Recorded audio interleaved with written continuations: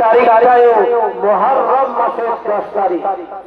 তাহলে আপনি কোন মাসে কোন সময় আপনি নসিহত শুনছেন? সম্মানীয় উপস্থিতি, একাধিক নবী তাদের বিপদ থেকে আল্লাহ পাক এই তারিখেই এই মাসে আল্লাহ পাক উদ্ধার করেছিলেন। যেমনটি হযরত নবী মূসা আলাইহিস সালাম ফিরাউনের অত্যাচারে অতিষ্ঠিত ছিলেন, খুব কষ্টই ছিলেন। আল্লাহ রাব্বুল আলামিন যেদিনকে হযরত নবী মূসা আলাইহিস সালামকে পরিত্রাণ দিয়েছিলেন সেই দিনটাও 10 মুহররম। এবং এই ফিরাউনকে যেদিন নীল নদে চুবিয়ে চুবিয়ে মেরেছিলেন সেদিনটাও এই 10 তারিখ। একাধিক নবী আইয়ুব আলাইহিস সালাম 18টি বছর ধরে কঠিন রোগে আক্রান্ত ছিলেন। আল্লাহ রাব্বুল আলামিন তাকে যেদিন শিফা দিয়েছিলেন সেই শিফার দিনটা এই 10 মুহররম। এই দিনটা আগামী কাল পেরিয়ে গেছে।